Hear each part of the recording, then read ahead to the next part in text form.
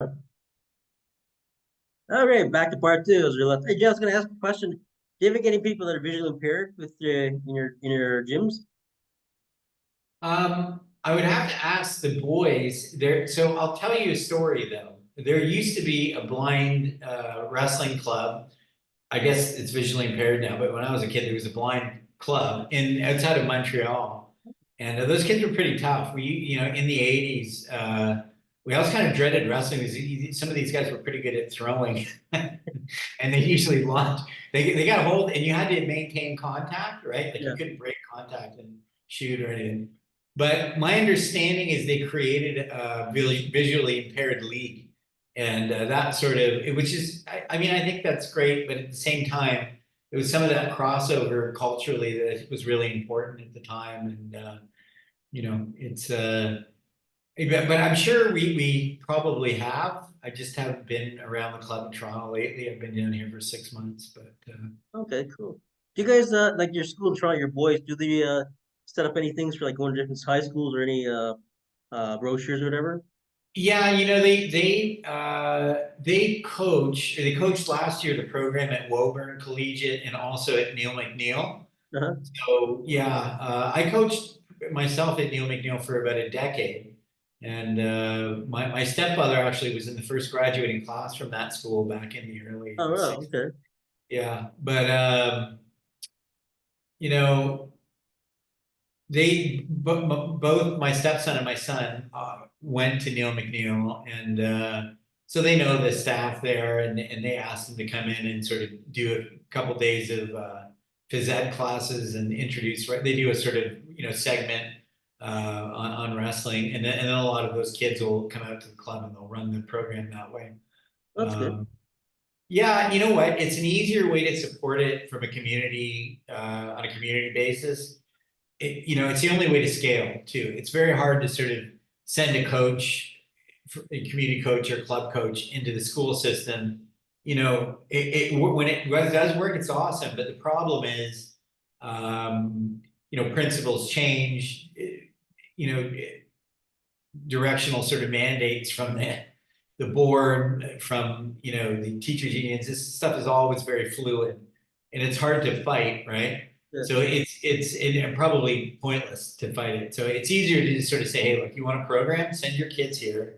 We'll coach them, at the level they need to develop, and if need be, come out and observe your whole sort of school team developing here, and they're going to get better anyway. Right? They're going to I was have gonna ask you, in Toronto, do they only have high school wrestling or they're not grade school wrestling, right? You know what? We're down there. I have the stats. Back in the '80s, there were 500 plus high school wrestling programs in Toronto. Okay, yeah. Basically, every Catholic school had a Yeah. program, and Mine any of the has public a schools. So yeah. the real problem now is that I think, like citywide in the GTA, I think there may be 10 programs, which is kind of depressing. So Yeah. it's a shadow of its former self, and they're fighting um, a lot of factors, right? So it's just, the sport was destined to go the club direction, the professional direction. This happened with gymnastics back when the earth was cooling, right? It stands to reason that all combatives would go that direction too. Yeah. Let me ask you, when you watch the Olympics and you see our, like, we know we have our all our Canadian teams have to qualify to go to the Olympics, right? So Yeah. when you see like our gymnastics team and I think I see more gymnastics than wrestling. Right? No, right now wrestling goes more. We always see it here in Quebec. In Quebec, they always air the wrestling shows in the Olympics, like compared to like CBC here in Toronto. We are talking about it earlier. Unfortunately, it doesn't get like if I go on a French Yeah. channel for the Olympics, I can watch wrestling and judo and all the martial arts there all the time. Yeah. CBC, the French CBC is much better at Yeah, covering combatives at the Olympics.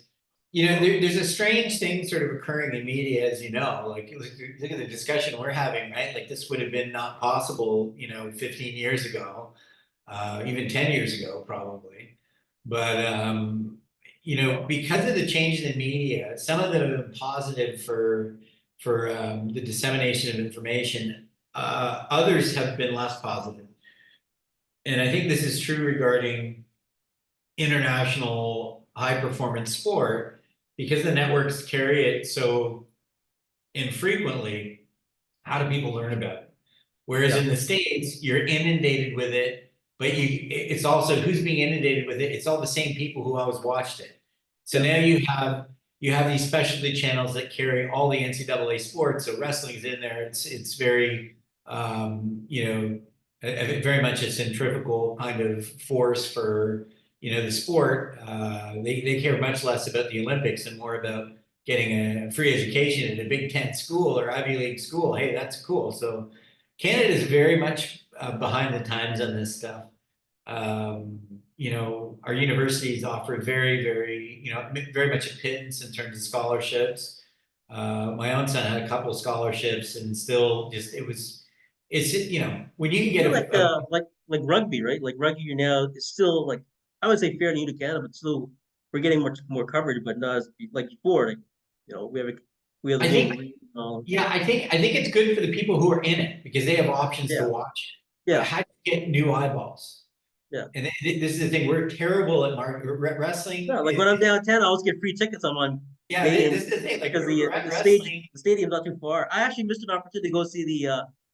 Actually it was only covered in the news because the Australians were coming. The what do you call them? I forget the name of the team in Australia. Yeah, No, sorry, New Zealand.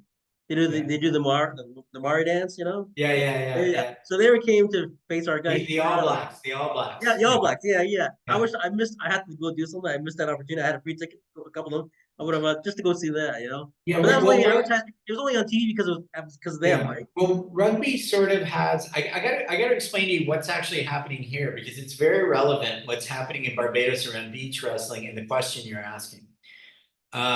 Rugby has the advantage of the pub culture behind it, right? All throughout the British Commonwealth, there's a very sort of public culture. Everybody goes to the pub, they have a pint, they watch a rugby game, watch a football Yeah, game.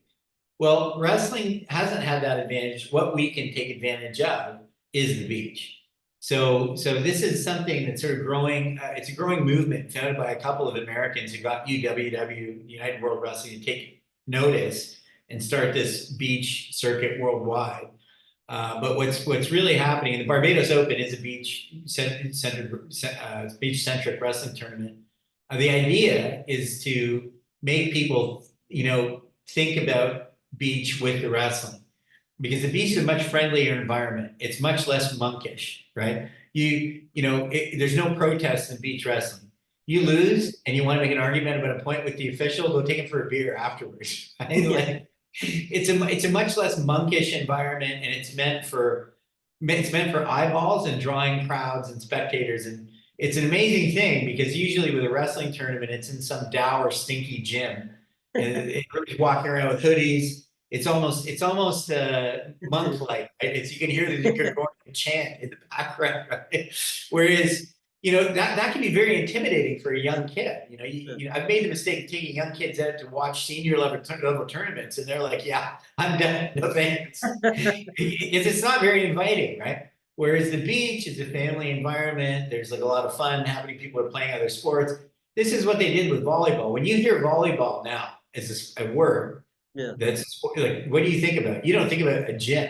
You think about the beach, right? Beach volleyball. And Yeah, they really took 20 years to 20 years ago, they kind of made that change. There's still like volleyball in the gym, but what is it that people want to watch? It's the stuff on the beach, right? It draws eyeballs. It's more marketable. And this is one of the things we're hoping with Barbados is to really draw more crowds, more spectators, and beach wrestling has a lot of promise that way. It really when does. you talk about like beach wrestling, I just to let the audience know it's not mats, it's all sand, right? It's all sand. Yeah. Yeah. So what they do is they rake the sand out before, obviously, the foreign objects, and then they use it's a 3 meter diameter circle. It's done with a rope, and that's put through a swimming noodle, a foam noodle, so that it doesn't you don't get injured if you get tossed on it or whatever. And it's very simple. The rules are simple. Very, very, very. That's one of the things I really like about it. Wrestling is very technical, and when you get into parterre or ground wrestling, this is where a lot of people who would otherwise do well at grappling get mangled. Right? It's very hard to teach it. There's some more judgmental like issues like did their back break 90 degrees, or, like, did they score two or not score two?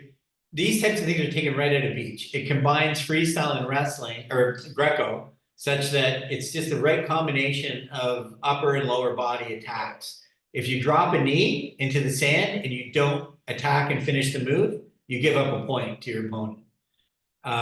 Because of that, you mostly see leg attacks at the zone, right? Because that way you're less likely to give up a point if you fail on the shot. So and it encourages throws, which are really spectacular in the crowd. It's more of a crowd pleaser, right?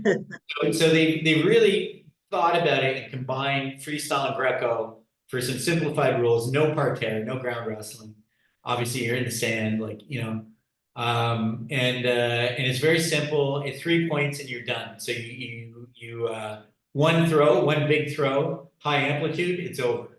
So with those simplified rules, this tournaments go a lot faster. It's just a lot more fun for the competitors, and it's really meant to kind of draw eyeballs, draw attention, and be more marketable. So More boys and the girls, or young men and young ladies. yeah, you do have divisions by sex, and the weight classes are also simplified. So you basically got two smaller weight classes, two larger weight classes in both male and female. And then what happens is the crossover at the end of the tournament, they usually have the champion of champions. So they'll have like a semifinal between the two smaller weight classes, a semifinal between the two larger weight classes, and then a final, a grand champion, who's crowned as the winner after that. It's a very interesting way to do it, and it does kind of amplify the excitement quotient, right? You're talking like two different weight classes, like say the semis and the heavier weights. The final will be the two So people. you could be the champion of your weight class, Yeah, right? And then lose to the smaller weight class in a semi before the yeah. grand championship. Yeah, so it's a very clever way of inspiring more involvement, more registration, more competition. And it's just meant all around to be a lot more fun. And the Barbados Open, I have a lot of images and video if you'd like to review any of it after. You But said you sent me some pictures of two women, two young girls wrestling. Rebecca Williams, who is she's doing a throw in that one. Yeah, yeah, I saw Picture. that. Yeah, she's our athlete that's in Toronto right now, and she's her coach is a woman by the name of Yaima Payne, who's a Cuban athlete who come coach, who married a Beijing guy and emigrated to Barbados many years ago. But anyway, she's in Toronto now, Rebecca, for a 3-week camp with our club in Toronto. So we're really happy about that. She's coming along nicely, and so I think we're only at day 2, but I've seen some video of her wrestling with kids at the club. She's really evolving already, as an athlete, which is good to see, because these athletes who are stuck on 166 square mile island, how do you develop, right? Like, apart from Yeah, doing you're fitness stuff, like, you need that combative sport. Athletes need to compete. They need to train with other, sparring partners. And so this offers her that opportunity. Rollins and Yaima were really forward thinking in setting this up. Yeah. So like on your school you set up in Barbados. When there's competition coming up, will it just be in the island, or will you have like other islands or I other? think yeah. So Rollins is pretty good about he's trying to build the sort of combative sport support for wrestling island wide, right, and outside of the island, other islands. He had some athletes in for the Barbados Open from Florida, from Jamaica, Trinidad. He's was there anybody? There wasn't anybody from Martinique this year, but there was last year. So he's pretty tight with those other federations, and they're good about attending each other's tournaments to develop the sport. Have you seen And I any think, other? Sorry, go ahead. I think again, it's one of those things where the beach side of it makes it more marketable and fun, Yeah. right?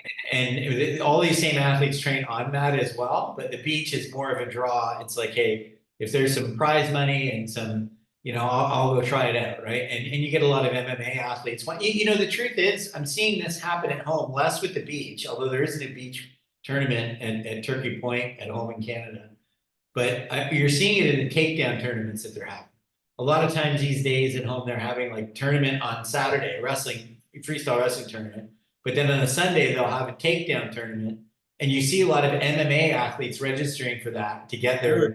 their, yeah, because there's no parterre, right? And it's simplified rules. So, it's just a lot easier than wrestling some guy who's been wrestling for 20 years and he's going to mangle you on the ground. I mean, he's going to make sure you don't get up, right? He wants to win by technical superiority once he scores one takedown. And then Whereas they the get takedown tournament allows for, okay, it's a takedown, stand up. It gives you a chance to still compete, right?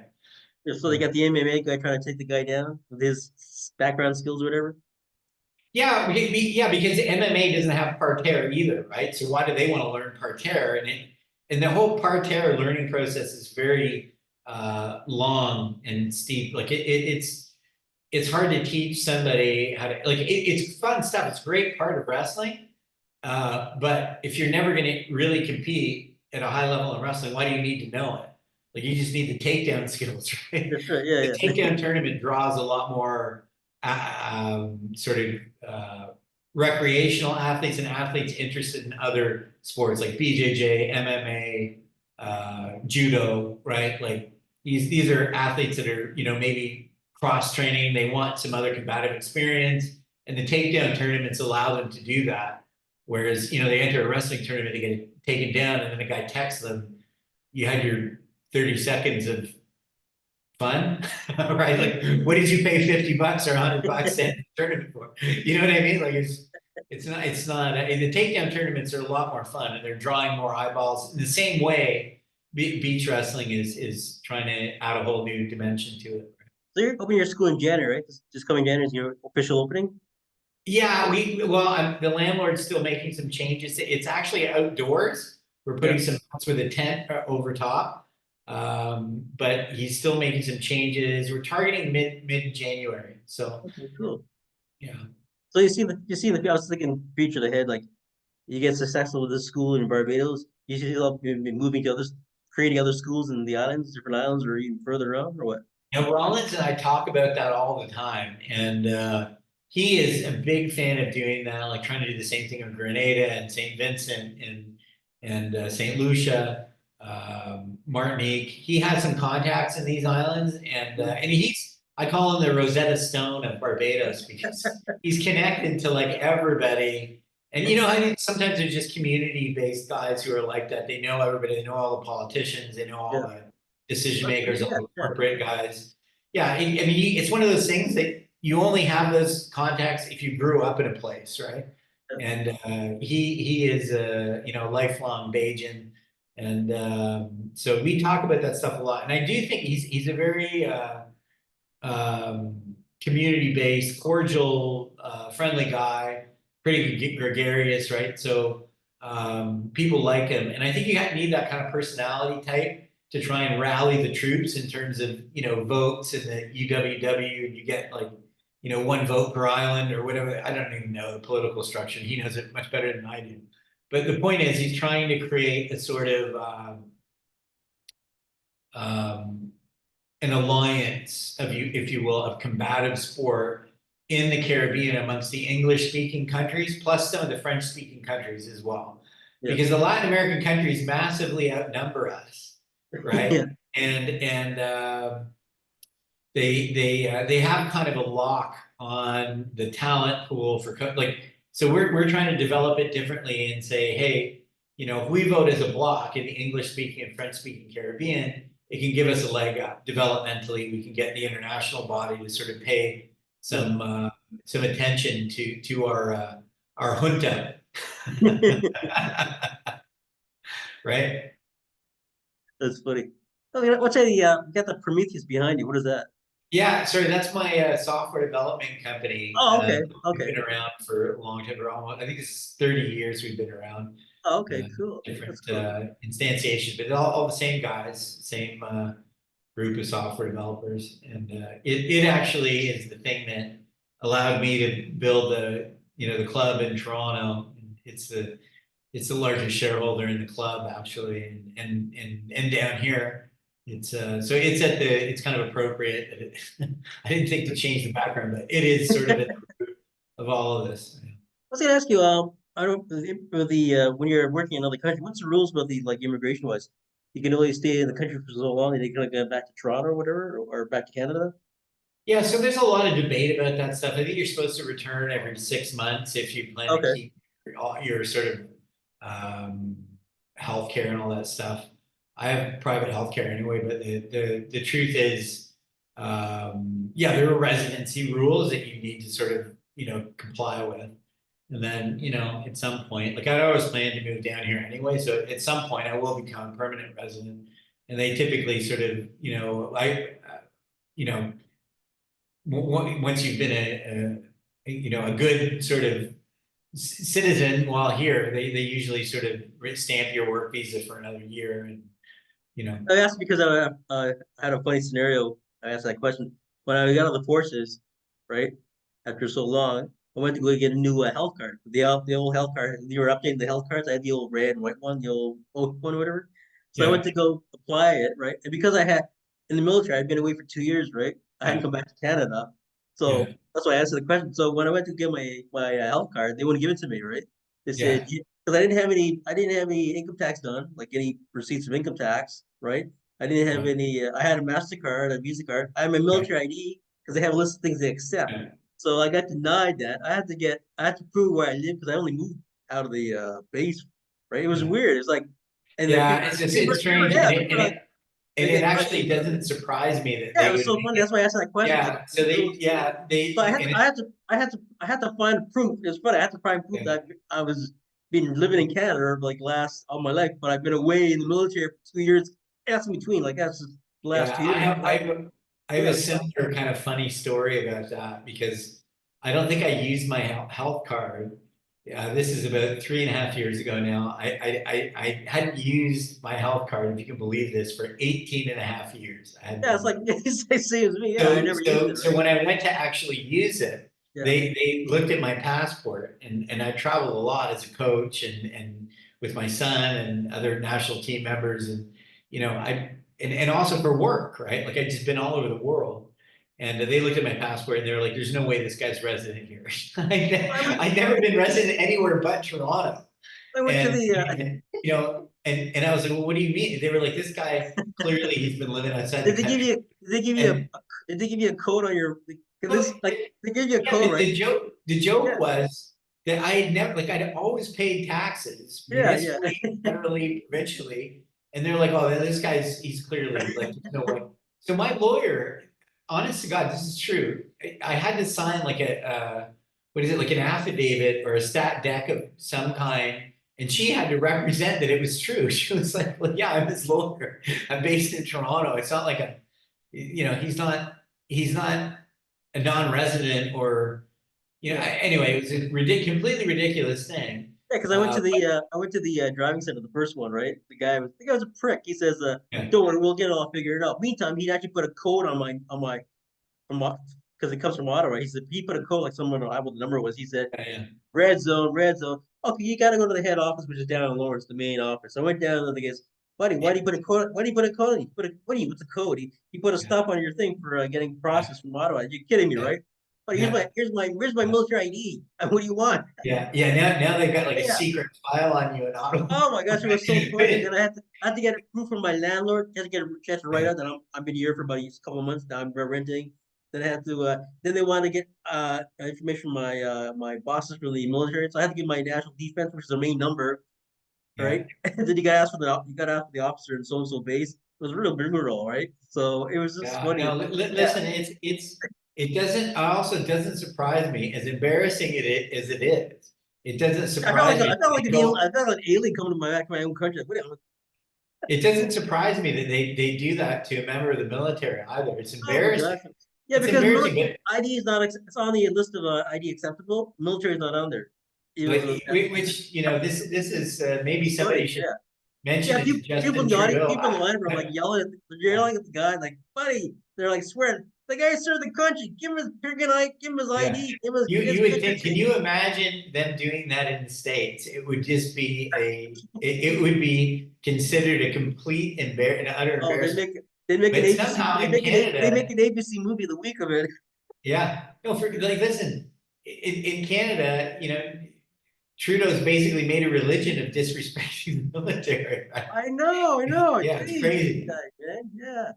We had a couple of guys in the audience in Ottawa singled them out and asked them what what their benefits and all that stuff. Yeah, it's just he caters to the newer generation than the old generation. It's like our Yeah, generation, we did a lot of stuff that's called extra duties, right? We never got paid for it. But now the new generation, for every little thing they do, they get a couple $100 here.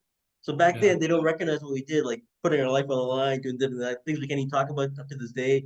And yeah, it's all listed on restricted orders, but you can't yeah. even talk. So back now, the new guys, the new this generation, anything list, they get extra, they get benefits or whatever. They was like, it's ridiculous. Seriously, Yeah. it's just funny the way it works. But that's Trudeau, right? Nothing against Trudeau, but you're screwing up our military. Give more benefits Yeah. for the vets. I was going to ask you, do you as you you're self-employed, right? Right. Yeah. So how does it work for your health wise, insurance wise? Does the I Canadian have to buy private insurance. I have private insurance basically. So yeah, if I'm out of country, but ultimately, if I become a non-resident, which I do plan to do at some future point, but I haven't done it yet, then I'll have completely private healthcare. And typically that's pretty expensive, but at the end of the day, you get, like, I don't know, I'm not here to sort of denigrate the Canadian healthcare system, but having dealt with it a bit, my mother having dealt with it a bit recently, it's yeah. maybe not what it once was.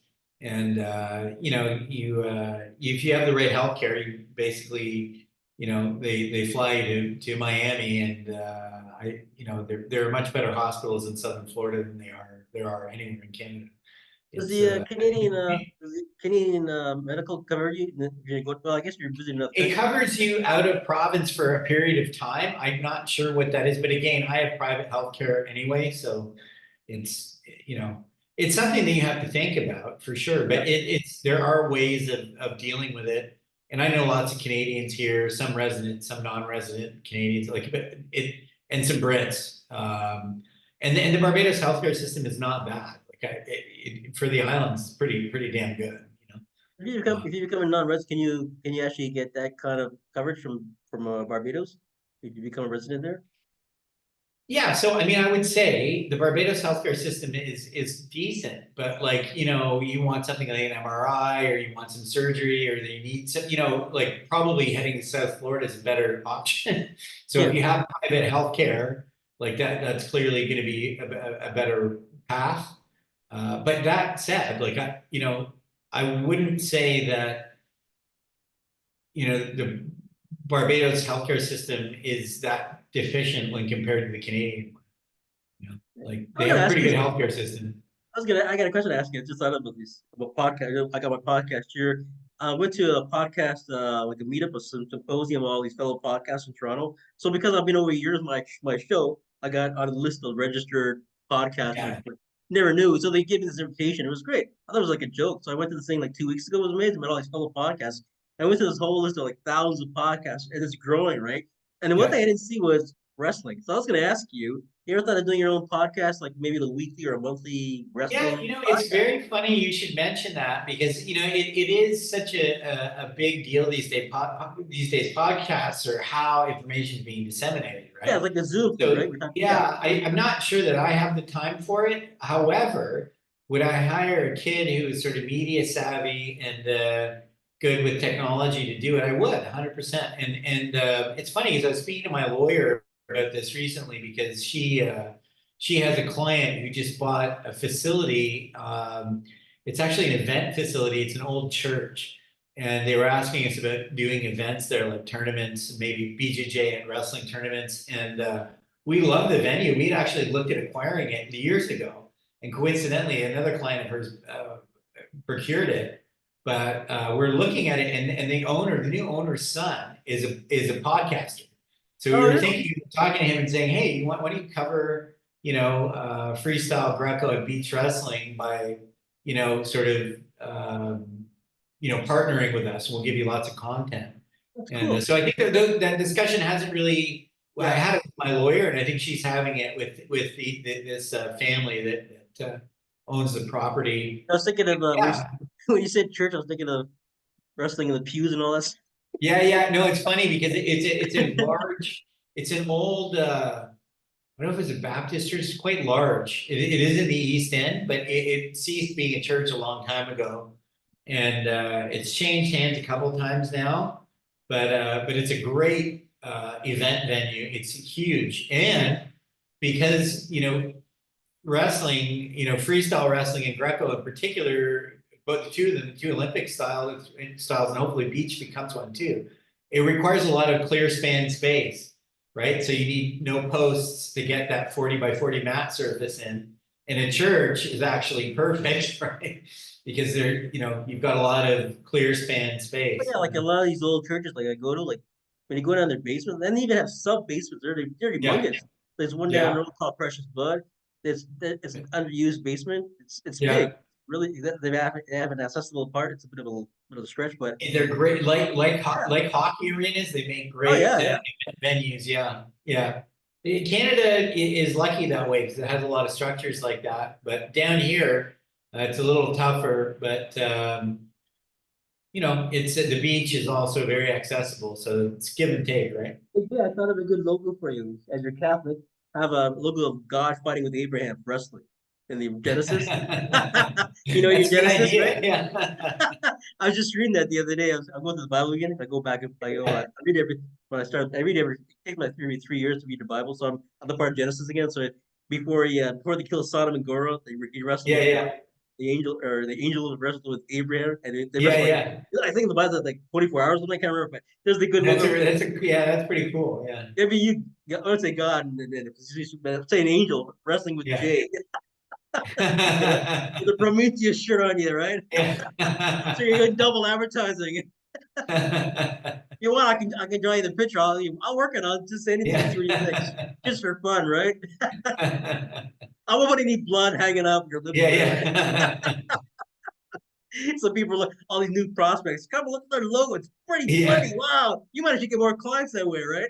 Because people like the MMA, they seem to like the blood more for some reason. I don't know why. Yeah. I get my nephews and my cousins always ask, when I used to wrestle in the military, did you lose a lot of, they always have the same question. And then none of them know each other. They go like, did you lose a lot of blood? What's with the blood? Yeah, they've become very used to the MMA Oh, imagery, yeah, right? yeah. Did you break an arm, Uncle Phil? Did you break your Yeah, nose? And then you say no, and they go, oh, really? Sorry to yeah. disappoint you. Yeah, yeah. They think of it in terms of a blood sport, right? Yeah, yeah, it's so funny. The impressions they get is, especially the video games, like all the video games, a lot of these Yeah, yeah, WrestleManias and all these they become video game arcade games after a while, yeah, right? So it's funny. I mean, I remember I was doing a video game with one of my cousins. It was one of these MMA things. So you get in yeah, the MMA game, you can pretend you could actually build a character to look like you, whatever. So he built the yeah. character. So he built the character to look like me before he came over, right?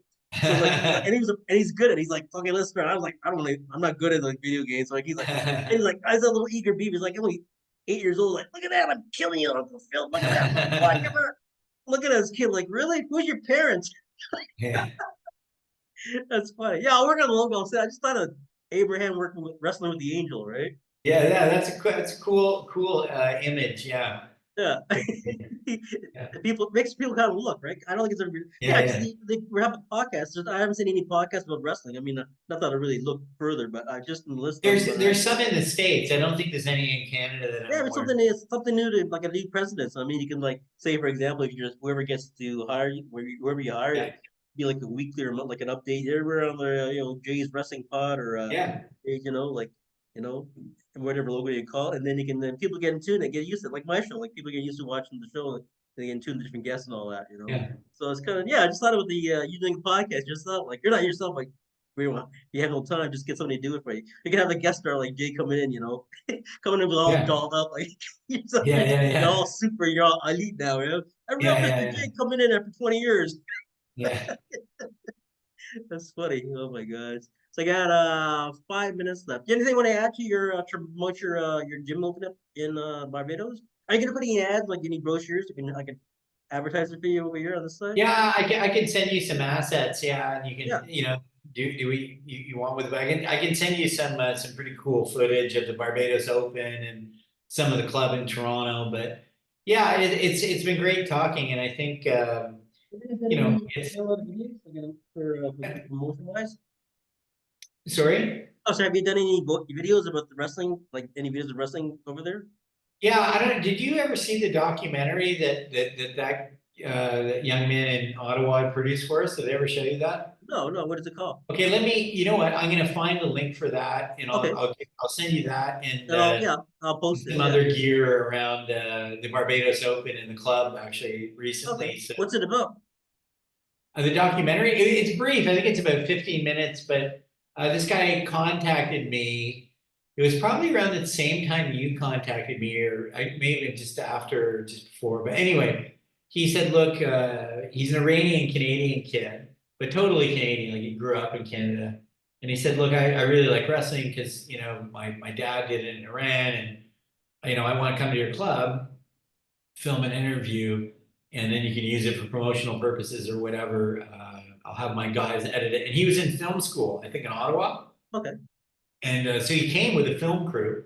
He sort of set up the lighting and they interviewed me. And the result was great. Like he did a great job editing it. Um, and yeah, I'd be happy to share it with you because Yeah, I'd love to see it. Yeah. So yeah, yeah, cool. This is after yeah. I did the interview, my first interview this is after he did that. Yeah, I can't remember exactly when it was. It was sometime like, I don't know, 18 months ago or thereabouts. But yeah, he was a nice kid. They just did a great job of it. I guess they're just very well trained, and they Oh, just asked me some questions and wanted to talk about it. And then they interviewed actually some of the kids at the wrestling club, some of the senior oh, okay. athletes. I like to do that. Yeah, cool. Yeah, it was really cool actually. You know what? So You know what? Did he have a name for the show or the episode or what? I think he called it.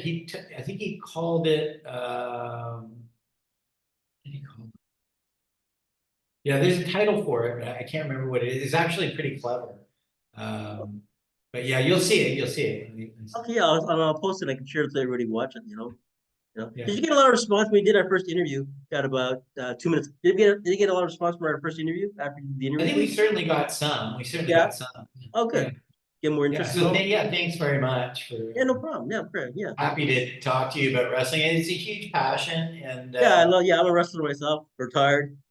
yeah, yeah. Yeah, from years ago. Yeah, just like people do. I like promoting wrestling. I mean, we don't get enough a year promoting. I wish they put it on like locally, like all local thing. Even like college football. I wish that would be weird. College wrestling or high school Yeah. wrestling. Like you said, all the Catholic school have it.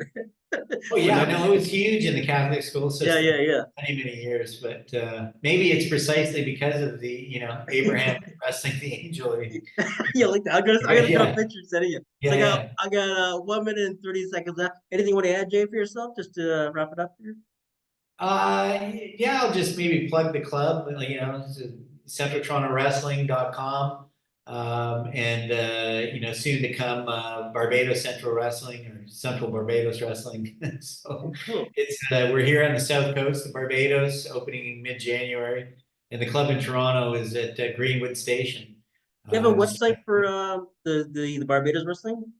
Not yet, Okay. but the Central Toronto Wrestling site will direct you to some of that media, I'll and put your there's website certainly again, and some of the big Barbados one when you're yeah. done. Got less than 1 minute, so Jay, I'm gonna say goodbye to you for now. Great, Come back again. We'll do another one. I love talking with you. I love talking wrestling. great. Sharing Thanks stories. again, Phil, and we'll talk to you soon. Yeah, and send me the link to that video. I I'll will. post it on. So anyways, I will have a absolutely. have a good Christmas. If I don't talk to you until the new year, have a good Christmas.